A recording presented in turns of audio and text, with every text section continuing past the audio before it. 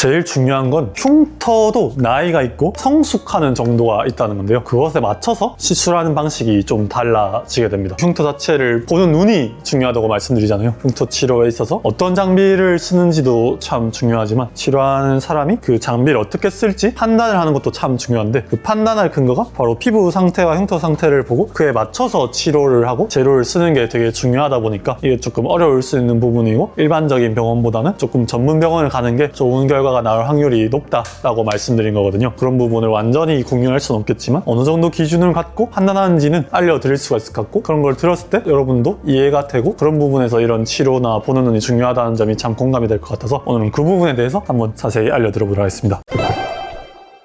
제일 중요한 건 흉터도 나이가 있고 성숙하는 정도가 있다는 건데요. 그것에 맞춰서 시술하는 방식이 좀 달라지게 됩니다. 여러분 혹시 타이푸드 좋아하십니까? 그 태국 요리집 가면은 동양꿍, 팟타이 제일 유명한데, 또 아시는 분들은 게를 이용해서 만든 카레 요리, 푸파퐁커리 또 많이들 좋아하시잖아요. 저도 한때 되게 좋아해서 많이 먹었었는데, 그 요리 자체가 껍질이 많이 딱딱하지 않은 게를 사용해서 우리가 게임에도 불구하고 야들야들하게 부드럽게 먹는 거잖아요. 게가 허물이 점점 시간이 지나면 딱딱해지고 더 자랄 수 없다 보니까 탈피를 하고, 탈피한 상태에서는 물렁물렁한 껍질이기 때문에 그 상태의 게를 잡아서 맛있게 먹는다고 합니다. 흉터 같은 경우도 마찬가지예요, 여러분. 10대, 20대 초반에 여드름이 막 납니다. 여드름이 나고 염증이 생겨서 피부가 곪고 터지면은 갓 생긴 흉터가 돼요. 갓 생긴 흉터는 만져봤었을 때 붉고 부드럽고 딱딱하지 않습니다. 근데 이게 시간이 계속 1년, 2년, 3년 지나면은 20대 후반 30 초이신 분들은 아실 거예요. 본인 흉터를 봤었을 때 흉터가 붉은기가 좀 빠지고 약간은 하얘지고 만졌을 때 좀 딱딱하고 눌러봤을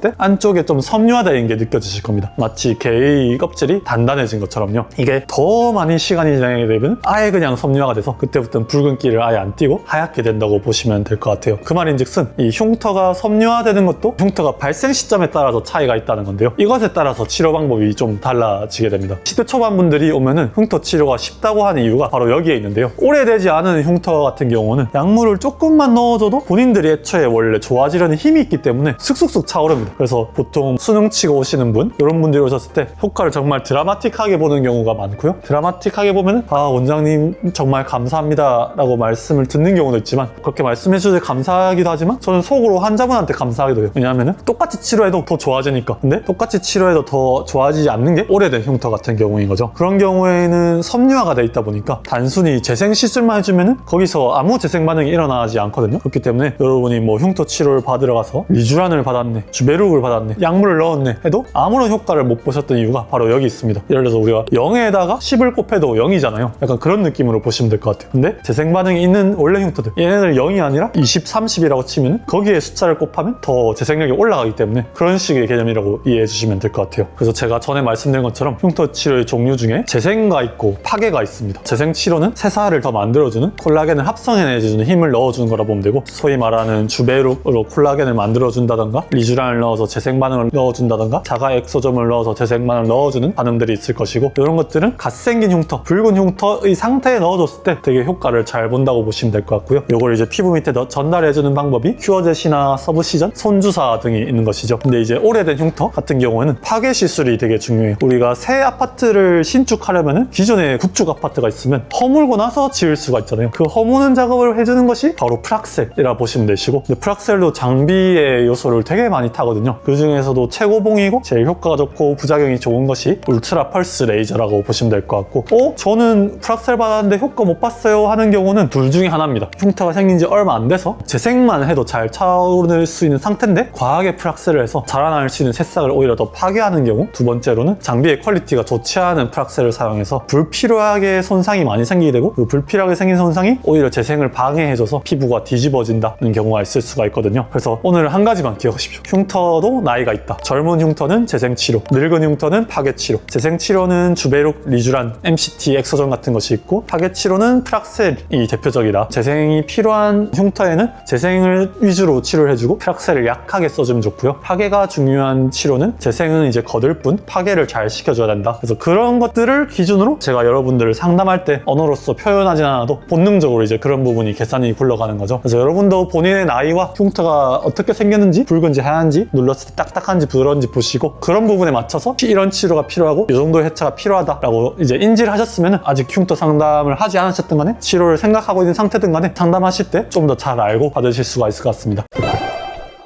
그래서 아까 잠깐 언급드리긴 했지만 재생이 필요한 흉터에 반대로 치료하면 어떻게 될까요? 파괴주로 프락셀을 때려 부으면 자라나는 새싹을 밟아주는 꼴이 돼버리고 자체적으로 재생만 시켜도 잘 차오를 수 있는 애들을 오히려 더 깎아주다 보니까 효과가 없다거나 심한 경우는 덧나게 됩니다. 더 파이게 될 수도 있고요. 그리고 파괴가 필요한 오래된 흉터에 재생 위주의 약물만 짝짝짝 넣어주면 아까 말씀드렸죠? 0에다가 10을 곱하든 100을 곱하든 그것은 0입니다. 아무 반응이 없게 되고 물론 그 자체가 흉터 채우는 거 말고 애초에 원래 스킨 부스터로서의 역할은 할 수 있겠죠. 결을 좀 좋아지게 한다든가 등에. 근데 그 정도가 한계다. 그래서 아마 여러 흉터 치료를 받아보신 분들은 오늘 제가 말씀드린 것에 아 그래서 그랬구나 하고 공감되는 게 있으실 수는 있을 것 같습니다. 그래서 이런 부분을 잘 알고 치료와 상담을 받아보시면 좋을 것 같고요. 다음번에 또 흉터 관련해서 더 전문적인 지식으로 찾아오도록 하겠습니다. 이상 하원장 강동현이었습니다. 감사합니다.